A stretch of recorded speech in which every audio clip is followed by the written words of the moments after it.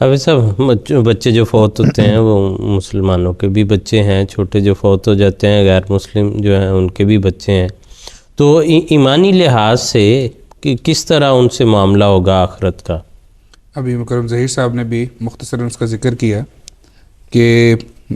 جتنے بچے بھی پیدا ہوتے ہیں خدا تعالیٰ نے فرمایا ہے قرآن کریم میں کہ فطرت اللہ التی فطر الناس علیہا، کہ جو بھی جان پیدا ہوتی ہے وہ فطرت صحیحہ پر پیدا ہوتی ہے، اور وہ فطرت ہے جو خدا تعالیٰ کی اپنی فطرت ہے۔ اور ایک حدیث میں یہی مضمون حضور صلی اللہ علیہ وآلہ وسلم نے بیان فرمایا ہے۔ حسن فرماتے ہیں کہ کل مولود یولد علی الفطرت، جو بچہ بھی پیدا ہوتا ہے وہ فطرت صحیحہ پر پیدا ہوتا ہے، ہاں اس کے بعد فابواہ یحودانہ، پھر اس کے جو والدین ہوتے ہیں اگر تو وہ یہودی ہوتے ہیں تو اپنے بچے کو یہودی بنا لیتے ہیں، یا وینصرانہ، اگر وہ عیسائی ہوتے ہیں تو پھر طبعاً ان کے بچے جو ہیں اپنے باپ کے اور والدین کے مذہب کو فالو کرتے ہوئے ان کی پیروی کرتے ہوئے عیسائی ہو جاتے ہیں، او یمجسانہ،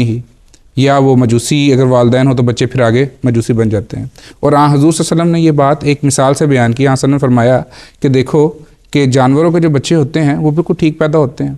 لیکن ان کے پیدا ہونے کے بعد پھر بعض لوگ ان کے کان کاٹ دیتے ہیں یا انہیں داغ دیتے ہیں، تو یہ داغنا یا کان کاٹنا یہ تو انسانوں کا کام ہے، لیکن پیدائش جو ہے وہ مکمل ہوتی ہے، صحیح ہوتی ہے۔ تو یہ اصل بنیاد ہے جس کے اوپر اللہ تعالیٰ نے معاملات کرنے ہوتے ہیں، اور اسی موضوع کو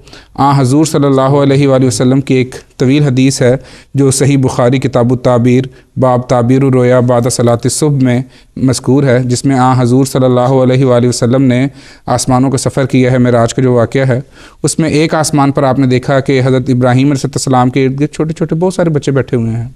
اور وہ سارے کے سارے جنت میں تھے۔ تو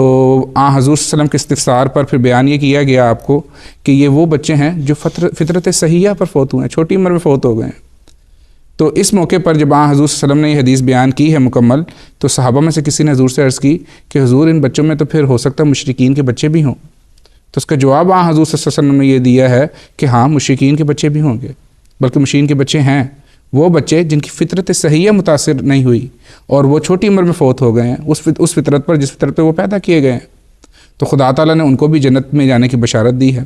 اور جو شارحین ہیں یا مفسرین ہیں انہوں نے اس کی وجہ یہ بیان کی ہے کہ کسی بھی شخص پر جو ہے وہ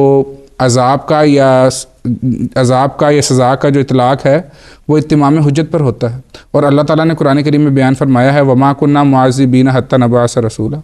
کہ جب تک ہم رسول کے ذریعے سے اتمام حجت نہ کر دیں تو ہم اس بستی کو عذاب نہیں دیتے۔ تو وہ کہتے ہیں چونکہ ان تک پیغام حق نہیں پہنچا تو اس لیے ایگزیمپٹ ہیں، مستثنیٰ ہیں اس سے، اس لیے یہ جو بچے ہیں وہ فطرت صحیحہ پر فوت ہوتے ہیں اور پھر جنت میں جانے کے حقدار ہو جایا کرتے ہیں۔ جزاک اللہ صاحب۔ اور بلا شبہ جی جو انسان کو تکلیف پہنچتی ہے، اس کے بچوں کو کوئی بھی دکھ ہو، کوئی تکلیف ہو، کسی قسم کا رنج ہو، تو اس سے انسان کو تکلیف محسوس ہوتی ہے، اور ان کی وفات جو ہے وہ بلا شبہ ایک بہت بڑا صدمہ ہے۔ ان کی زندگی میں تکلیفوں سے محفوظ رہنے کے لیے